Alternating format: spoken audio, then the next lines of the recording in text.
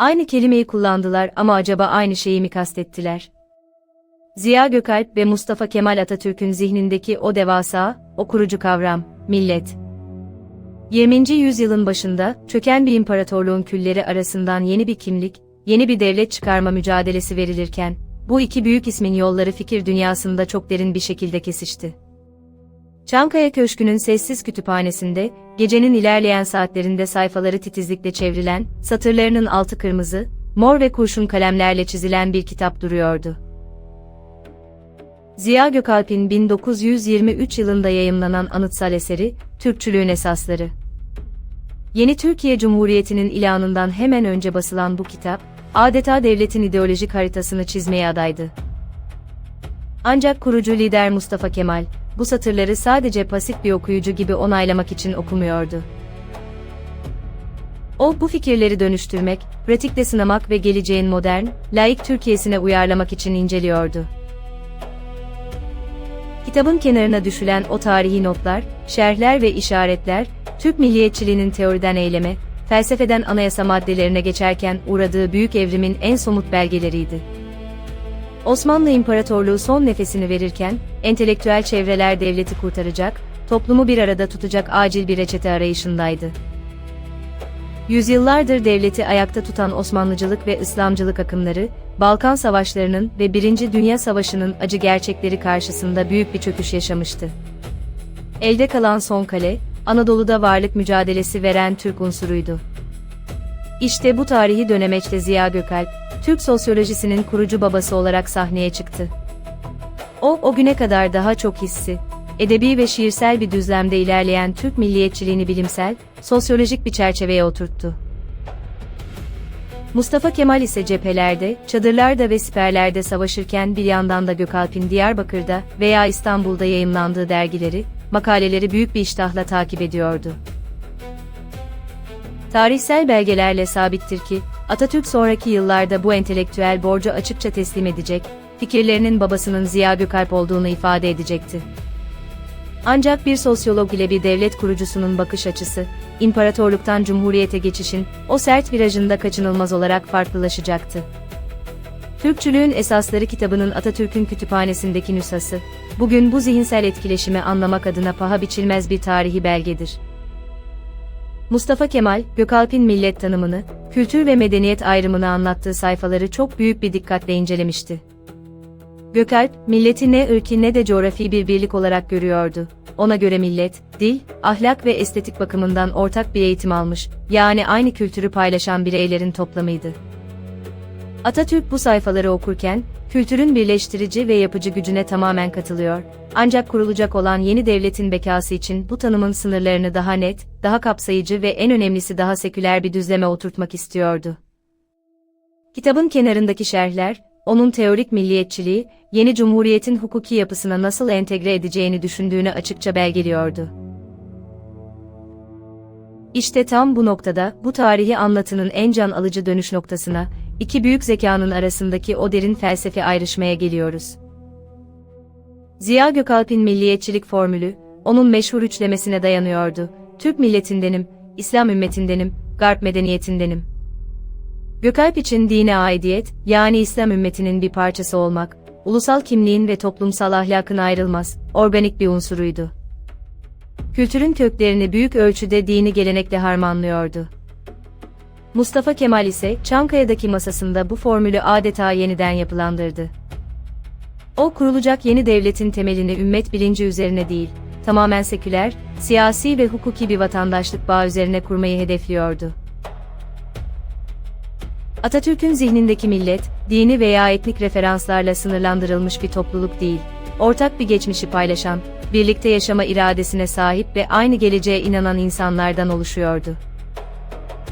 Bu yüzden Gökalp'in dini kültürel millet tanımı, Atatürk'ün elinde laik siyasi bir millet anlayışına evrildi. 1924 Anayasasına ve sonraki kurucu belgelere yansıyan, Türkiye Cumhuriyeti'ni kuran Türkiye halkına Türk milleti denir ifadesi, Gökalp'in teorisinin Cumhuriyet ideolojisi tarafından nasıl radikal ve modern bir şekilde dönüştürüldüğünün en büyük ilanıydı. Bu derin ayrışma, kültür ve medeniyet kavramlarında da kendini çok net bir şekilde gösteriyordu. Gökalp'e göre kültür, yani hars, bir millete hastı, özgündü ve milliydi. Medeniyet ise milletler arasıydı, rasyoneldi ve batıdan olduğu gibi alınabilirdi. O, Türk harsını, yani öz kültürünü koruyarak Batı medeniyetinin teknolojisini, bilimini ve endüstrisini alabileceğimizi savunuyordu. Mustafa Kemal ise, bu ayrımı pratik devlet yönetiminde çok riskli ve yapay buluyordu.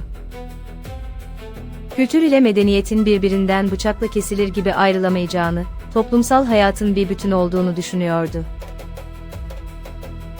Eğer Batı medeniyetine girilecekse, bu sadece fabrika kurmakla veya teknik cihazlar ithal etmekle olamazdı. Zihniyetin, hukukun, kadının toplumdaki yerinin, eğitimin ve yaşam tarzının da topyekun değişmesi gerekiyordu. Atatürk'ün kitap kenarına düştüğü notlar ve ardından gerçekleştirdiği devrimler, Gökalp'in bu ikili yapısını aşmayı hedefliyordu. Şapka devrimi, Medeni Kanun'un kabulü ve Harp devrimi gibi radikal adımlar, Gökalp'in sınırlarını çizdiği milli harsın içine Batı medeniyetinin kurucu unsurlarını doğrudan entegre etme operasyonuydu. Kurucu lider için çağdaşlaşma, parçalı bir ithalat değil, bütünsel bir zihniyet dönüşümüydü. Ziya Gökalp, Cumhuriyet'in ilanından kısa bir süre sonra, 1924 yılının sonbaharında hayata gözlerini yumdu. Onun erken ölümü, Türk milliyetçiliğinin teorik gelişiminde büyük bir boşluk yarattı. Ancak Mustafa Kemal, onun mirasını devletin kurumsal yapısına işlemeye kararlılıkla devam etti.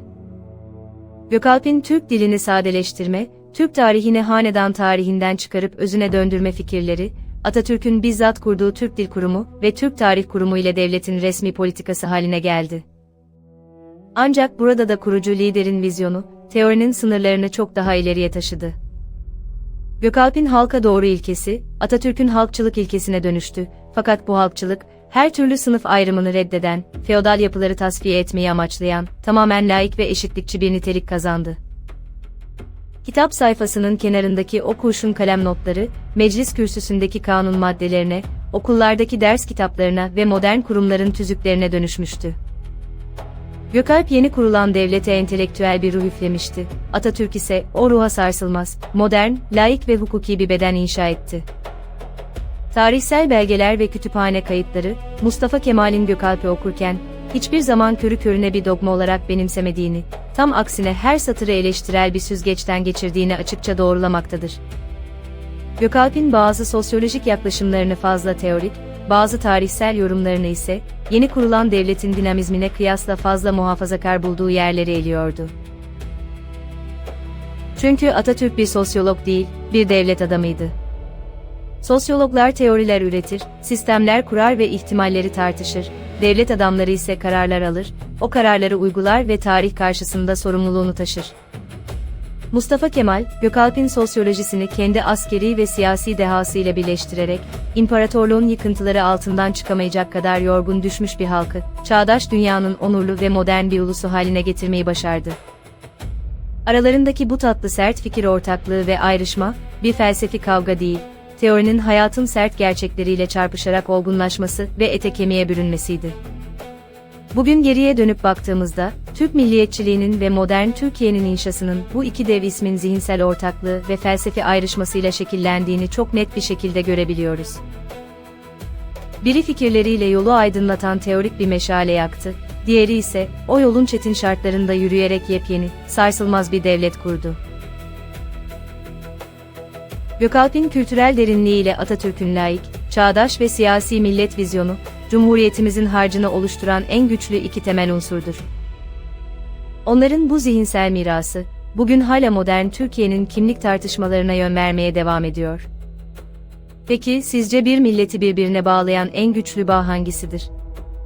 Ziya Gökalp'in vurguladığı ortak dini ve kültürel değerler mi, yoksa Atatürk'ün hayata geçirdiği laik, çağdaş ve hukuki vatandaşlık bağı mı? Düşüncelerinizi, analizlerinizi aşağıda yorumlarda bizimle paylaşmayı unutmayın. 1. sayfa kenarındaki notlar serimizin bu belgelere dayanan, derinlikli bölümünü beğendiyseniz, videomuzu beğenerek ve kanalımıza abone olarak bu tarih yolculuğunda bize destek olabilirsiniz. Serimizin bir sonraki bölümünde, yine bu kütüphanenin gizemli ve büyüleyici atmosferine konuk olacağız. Bu kez Namık Kemal'in vatan şiirlerinin, Osmanlı'nın son dönemindeki o hürriyet hayallerinin, Mustafa Kemal'in meclis kürsüsündeki o gür sesine nasıl ilham verdiğini, sayfaların kenarındaki sarsıcı şerhlerle inceleyeceğiz. Bir sonraki bölümde, tarihin az bilinen o satır aralarında buluşmak üzere, merakla kalın, hoşça kalın.